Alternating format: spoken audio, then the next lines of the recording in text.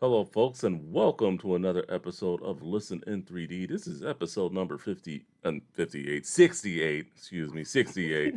I'm your boy Justin, aka Too Tall for You Fool. And I'm Netta, aka Wondersnet. And together we are both Team 3D, the host of Listen in 3D, where we discuss, dissect, and debate the music and the albums in the world of hip hop and other genres. Thank you for joining us on this wonderful journey. Want to continue joining us from week to week? Like this video, share it around, comment, and most importantly, subscribe. If you want to help us out one step further, when you do subscribe, click that notification bell. That way, you know when our videos go live. I have noticed as a YouTube viewer myself that stuff can get buried sometimes in the YouTube algorithm. So do us a favor.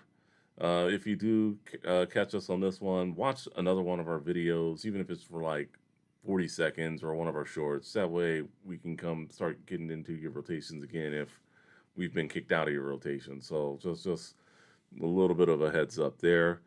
With that being said, Netta, how you been? How you doing? I'm pretty good. I'm about to go to this Lakers game in a couple hours, so I'm pumped. Oh yeah, that should be fun. So I know we've been doing like a lot of Compton-based artists lately. What do you think of this Compton group or duo that we're about to do next? This is the freakiest group that we've done yet, I think. Oh yeah, well, I guess that'd be a nice way of putting it. Who's this duo we're talking about today? Second to None. Today we'll be reviewing their debut album, which is called Second to None. It was released September 6th, 1991. It peaked at number 26 on the top R&B and hip hop albums and number 83 on the Billboard 200. They had singles including Be True to Yourself and If You Want It. And there were music videos for both of those singles, as well as Let the Rhythm Take You. There were guest appearances from DJ Quick, AMG, and High C.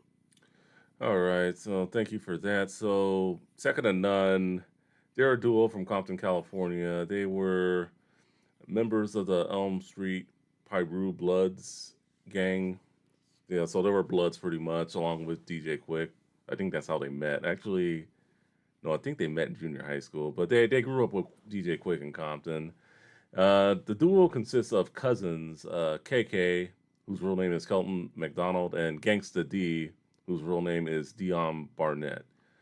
So they appeared on the Red Tape that DJ Quick put out in 1990 before he got signed to Profile, and then pretty much after he went to Profile, several acts followed behind him. This was one of the acts. The duo Second to None. The other two being the other features, High C and AMG. So, if anything, the five of them were kind of like the second coming of NWA, low key, maybe on like a less mainstream level, I guess you could say. But they did have their appearances. I know if you ever seen the Too Legit to Quick video by MC Hammer, they do make an appearance there with DJ Quick and Easy E.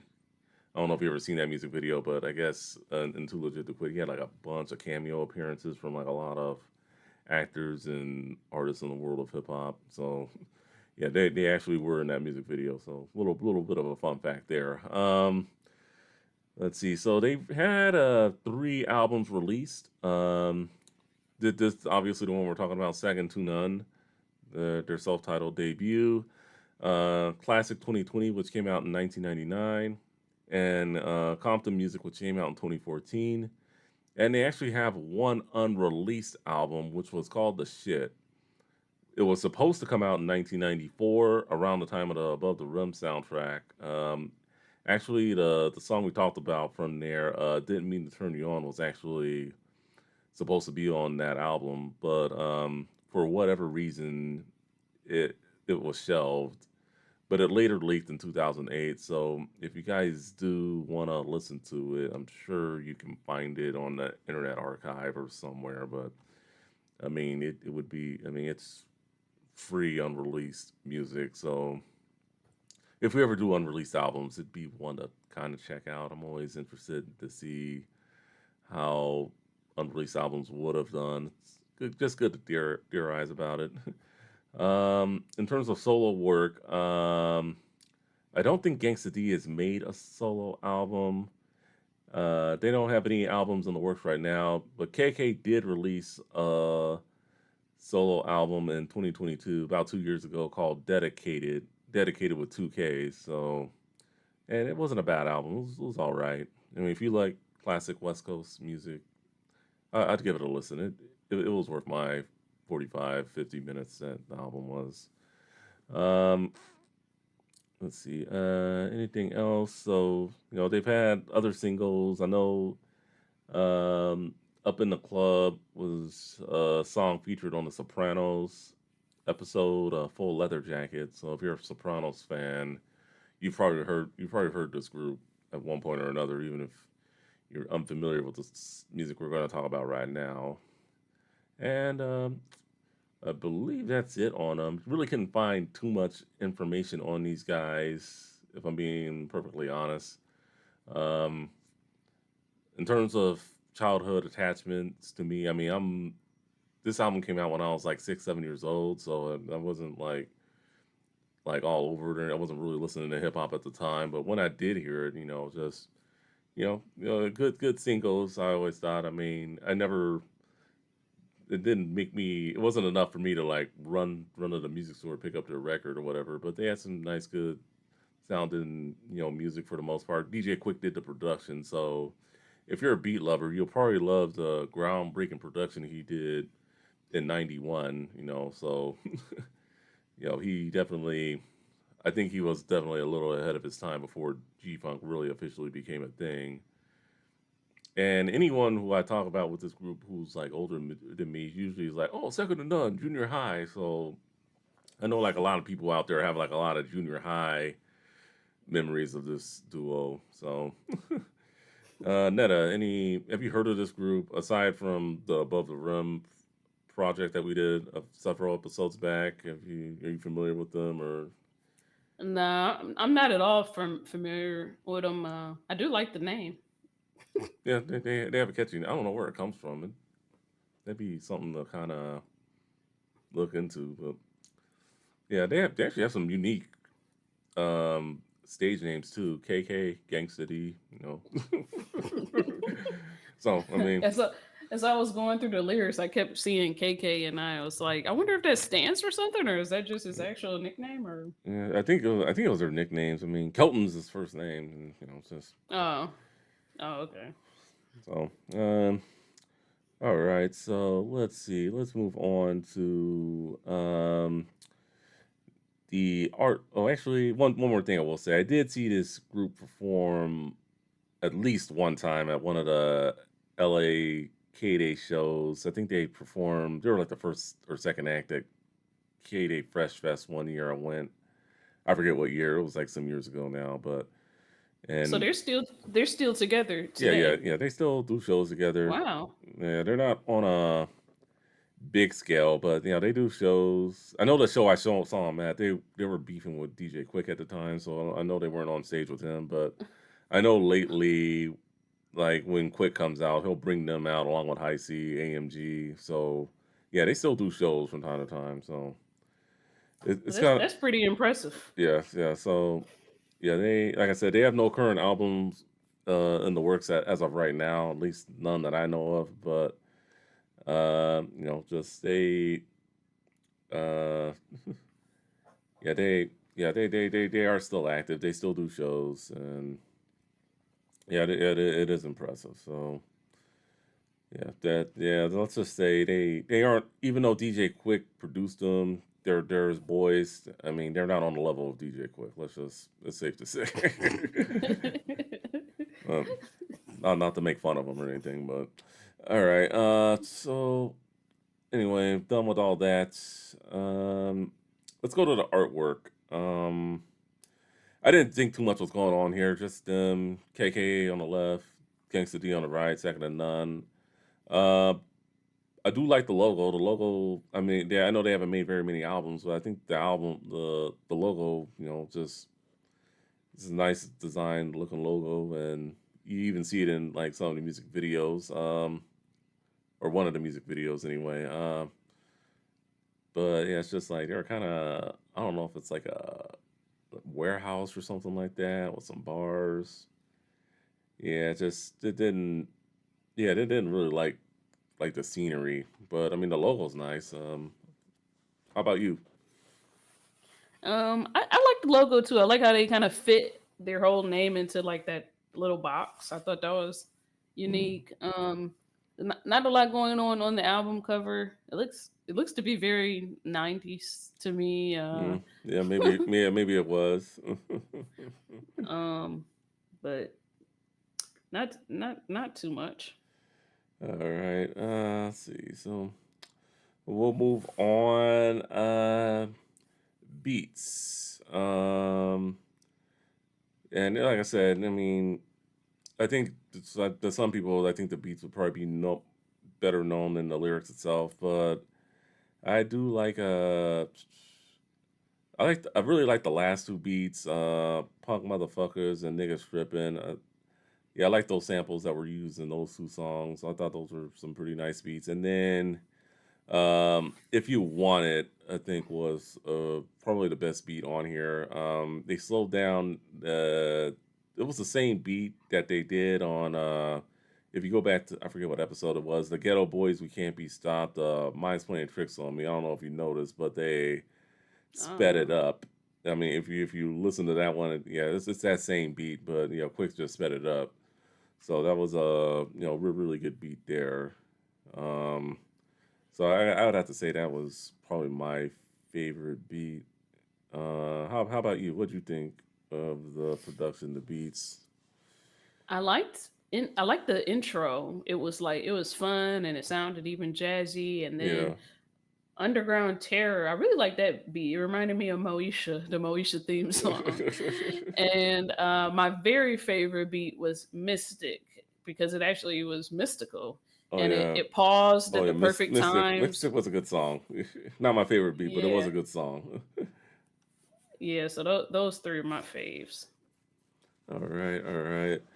So so we'll discuss the two singles. We'll go ahead and start with "Be True to Yourself." I'll let you start it off. What do you think of this one?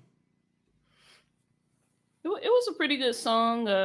I like when he said you saw the things, but you still ended up saying nothing. It's kind of like a trope people often talk about, like, man, I knew the person was no good, and I just kept on, blah blah blah. So he just said, you saw it, but you said nothing. You should have been true to yourself. I thought that was a good message, and he said, check to see how your cards are dealt, and stay true to yourself. So I thought it was a pretty good message. Sonically, it wasn't for me, but I Hmm. thought it was a pretty good message. Yeah, yeah, I see the message behind the song. Just just saying, just be careful out there, be true to yourself.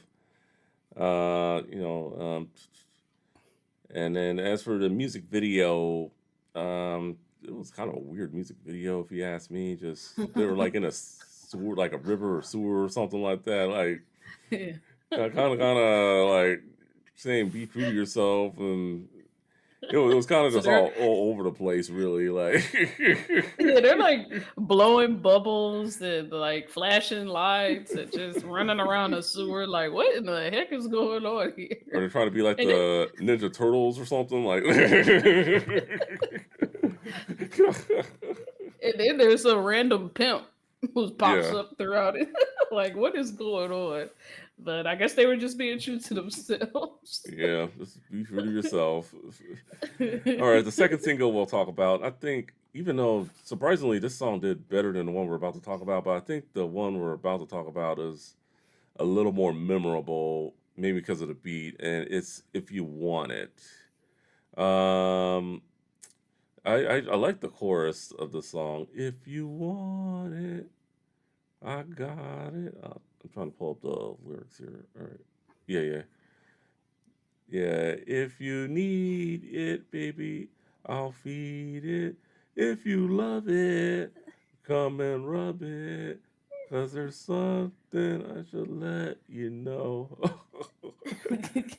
um, Yeah, sometimes I listen to this song and it's just like I wonder how the hell did this song get clear to be on the radio? But then you gotta know that it's just they made alternate versions of the song, so yeah, there is a clean version out there. So, but that definitely it's just pretty much talking about getting your groove on. I mean, I don't think there's really any other way to put it or anything like that. You know, Yeah, it was a very sexually charged song. He says, "I just love me some hoes. yeah. Knock your rollers out your hair till you fall on the floor. Young hoochies, we love coochie." So a very very sexually charged If we song. wanted, if we wanted, let us up on it. And this music video where they're like on the beach fishing, they're like sitting on the beach fishing. It looked like they were in the desert. I think you. No, no, no. Yeah, Oh, yeah. You're like in like the middle of a desert. They had like the Compton leather jackets on, like with the second to none logo on the back. It was that video. I think oh. I think the one where they were on the beach fishing that, or maybe they were fishing. I'm not too sure, but yeah, I know they were like in a desert. Yeah, some of these videos, some like I said, sometimes folks they could use some re-editing. This one, I think all three of them could use some re-editing or some new mastering. Yeah, this one especially was kind of hard to like follow it, but yeah, it looked like they were like in like the middle of a desert or something, at least in my opinion. So, but good song. All right, so now we get to the moment of truth for this album. Your top three. Which ones did you come to like the most? uh, if you want it, what goes up? My favorite song was Mystic. All right, yeah, Mystic was a good song. Mystic and what goes up along with punk motherfuckers and niggas stripping. Those four would probably be honorable mentions. In terms of top three, I gotta go more than a player. Uh, let the rhythm take you, and then the last one I gotta go with was ain't nothing wrong. So Okay, we oh had yeah, three totally different ones. yeah. So if we can, all right. So we won't talk too quickly. I mean, we won't talk too long about them. Actually, and then if you want, it was also an honorable mention. So I guess I can go first. We'll start with more than a player. This I think is probably one of the best songs on the album. I think I just like the.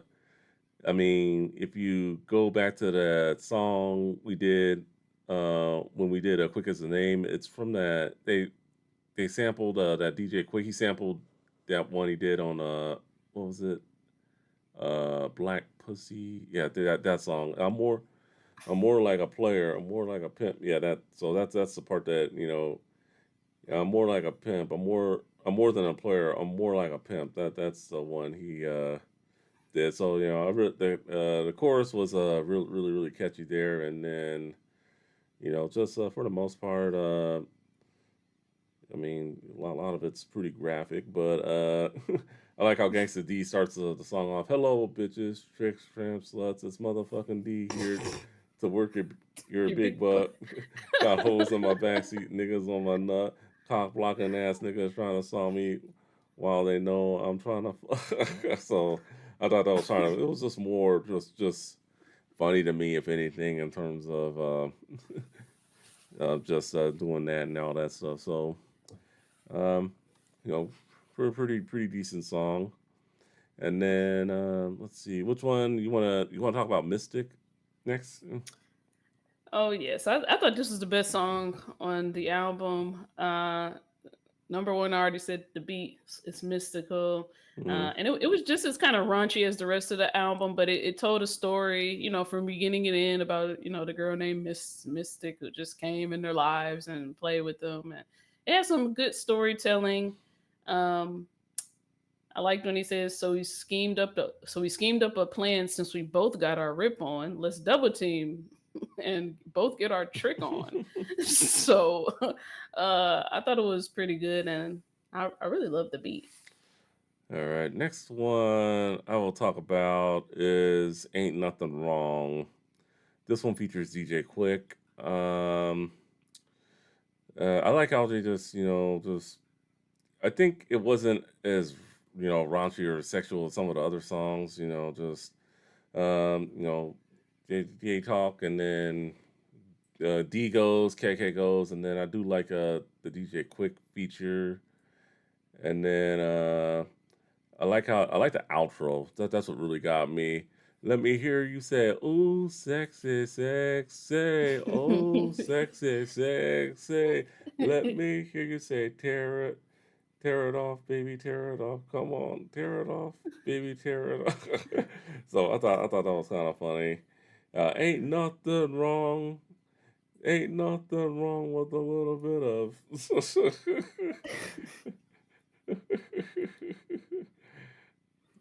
with a little bit of love. So I thought it just wasn't as raunchy as some of the other songs, and nice beat, nice little jingle, like the Christmas bells going on. I thought it was produced pretty nicely, personally. Did you have any thoughts on this one, or? Um, yeah, I thought the chorus was really catchy. Yeah, it was a pretty good song. All right. Let's see. What's the next one you want to talk about? I think we both had what do we have? Did you have what goes up? I think that That might was have been your honorable honorable mention. That mention. was an honorable mention. If you want to talk about that one, you can go ahead. I liked that it was a break from the rest of the album. Like it's like an anti-drug song. Yeah.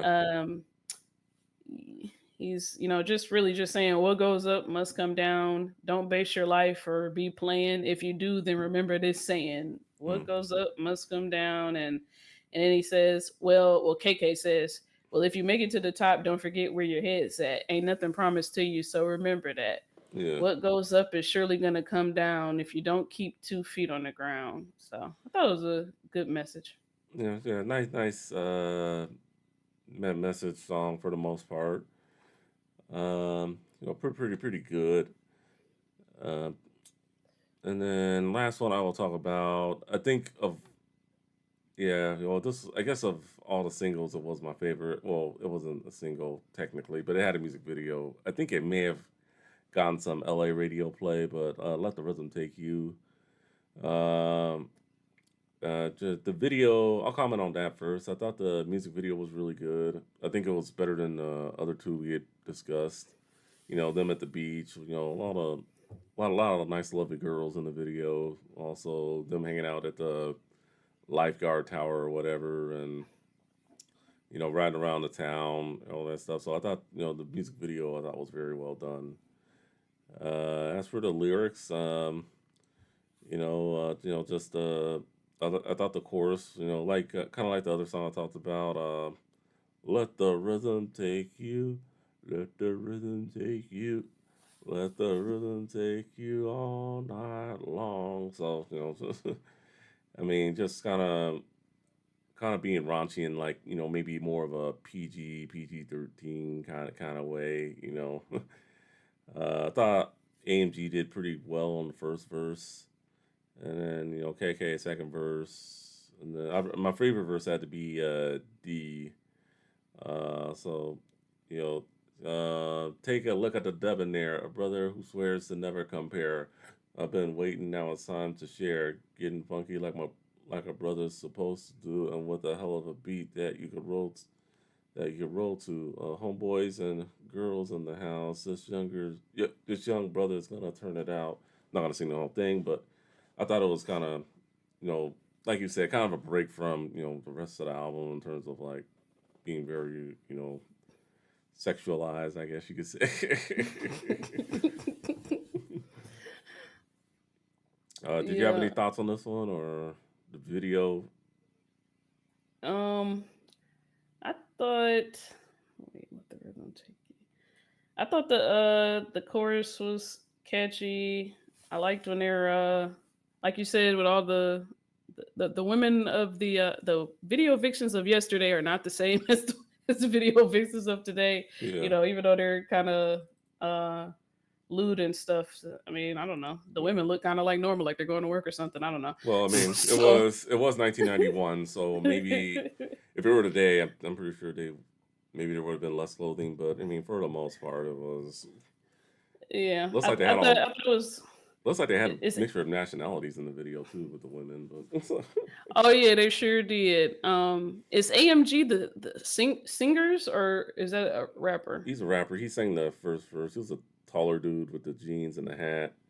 Oh, so they're singing the chorus. Yeah, yeah. I think they sing the chorus. Yeah, yeah, Oh yeah. wow. AMG sang the first verse. Well, that's pretty good. I mean, they sung pretty good on that other one too. What's the other single on? Oh, if you want it. Yeah, yeah. That was So them too. they're That was yeah, that was them. Yeah, they. I don't think they got any like additional backup singer. At least none that I can see when I looked at the credits for this. So yeah, yeah. they did a lot So of their own work. I know Quick helped them out, a little bit here and there, but yeah, Quick did a really every time he came up, in the album, mm, coming like this. Well, I'm smooth with the club groove, proving that I could keep flowing lyric to the rhythm like a ride without my tongue tied. Every time he came up, it was a bright spot on the album for me. But yeah, that it was a pretty catchy song. all right. And then what was your last choice for top three favorites? If you want it. Oh, if you want it, okay. So Hmm. we already talked about that. All right. Yeah, like I said, it was if you want it would have been like number four. It came close, but I thought More Than a Player was a little better than that. If I'm being honest. Uh, I would give an honorable mention to the intro song intro. and the "Let the Rhythm Take You." We kind of like that too. Okay. Pretty cool. All right. So moving on. So any songs that you could have did without or least favorite? uh, Probably, honestly, I hate to say it. "Be True to Yourself" had a really good message. It was really nice, but I just didn't like the way it sounded. It was okay. It Yeah. probably. I mean, like I said, when I did my research on this album, surprisingly, it was the most popular song. I thought "If You Want It" would have been the most popular, but Yeah. yeah, it was at least on Spotify. When I looked at Spotify views, it as or listens, it had the most. It was the highest, surprisingly. So, but Hmm. and then again, I actually no, not Beat True to Your. No, no, no. You know what? I got that mixed up. But no, when I was doing research in terms of singles sold, apparently that did better. I know that was their first single off that album. If I could double Oh, check, okay. yeah, that's what I meant. But no. In terms of listens, I no, I think if you want, it's higher than that one definitely. Yeah. But yeah, Be True to Yourself looks like it's third, so a lot of people really like that song. mm, Which is understandable. You want something with More Than a a Player. positive Yeah, message. Yeah. yeah. So it's it's a pretty catchy song for the most part. But yeah, let me just check something real quick with my notes. Yeah, yeah. If I'm looking at my notes here, yeah, surprisingly, all right. No, If You Want It did a little better in the chart ranks. Now that I see it, I think on the U.S. rap charts, "Be True to Yourself" was a little higher, but not by much. But no, If You Want It did a lot better than that. Maybe I got my notes mixed up. All right. So anyway, moving on. So we discussed our favorites and least favorites, album cuts and expansions. I know there is a remix for "If You Want It" out there, and then there's also a radio version as well, at least on the Spotify side of things, if you want to listen to that. But no like official album cuts or anything like that. So moving on, recommendations. Like I said, this was DJ Quick's crew, and they were like kind of the second coming of NWA. Only if they had recorded more music together between like 92 and 95 when Quick's third album came out. But for the most part, DJ Quick is the name. We did that episode. I forgot to put the episode number, but yeah, we did that way early on. So check that out. AMG's Bitch Better Have My Money, another recommendation. That came out sometime in 92. And then a few months after this one came out, High Seas Scandalous, which came out in December of 91. Another honorable mention I would mention would be DJ Quick's second album, Way Too Funky. That came out in 92. So that all those records came out relatively around the same time. So if you like this, definitely check those three albums out. You know, you won't be disappointed if you're into that hardcore West Coast early DJ Quick production type raps. All right, so moving into the final thoughts. I'll take Mystic back to my playlist. I thought it was really good, and it still went along with what they wanted the theme to be. Overall, I felt like it might have been a little oversaturated with the sexual stuff. I think the sexual stuff is cool, like maybe on a couple songs, but I don't know. For me, it's only so much. Only so much of that can entertain me, like 12 13 songs in, it's just like, oh god. Yeah, but I got uh it. but I still I'm impressed that they're still together today. That really says something about them. Like most groups aren't Well, they are doing cousins. that. Well, Oh, their cousin. yeah, Well, I thought I said that at the top of the show, but yeah, they are cousins. So I mean, they're it gonna still takes a certain, because some people can't even survive as brothers. A lot of be, yeah, bands with full brothers, they break up, so yeah. they haven't let the money get in between them or nothing like that. So that's pretty impressive. I would be interested in hearing what they sound like now. They got to be like 50 or something now. Yeah. So For me, in terms, I will definitely more than a player. I definitely take back, and then ain't nothing wrong, and let the rhythm take you. I'll take back, and then definitely Mystic. What goes up must come down. I'll probably take that back, and then Punk Motherfuckers and Nigga Stripping. That was also a really good one. I also kind of like that reggae song too. Coming like this. I think they had like a reggae type beat or something. I But like, there was a part where he said he was speaking in like some kind of patois or something, and he's like, well, let me find it real quick. Right. Oh, because me flow like now, me love reggae style, me yeah, jams get pushed to the top of the pile. That was a good one. That stood out. yeah, yeah. I thought that was a pretty. Yeah, that was a pretty catchy song. If I didn't say that was my honorable mention earlier, that'd be another honorable mention. Otherwise, what did you guys like about Second to None's self-titled debut? Let us know in the comments. For Netta, aka Wondrous Net, I'm Justin. Too Tall for You Fool. Thank you for watching. Thank you for listening. We'll see you on next one. Later.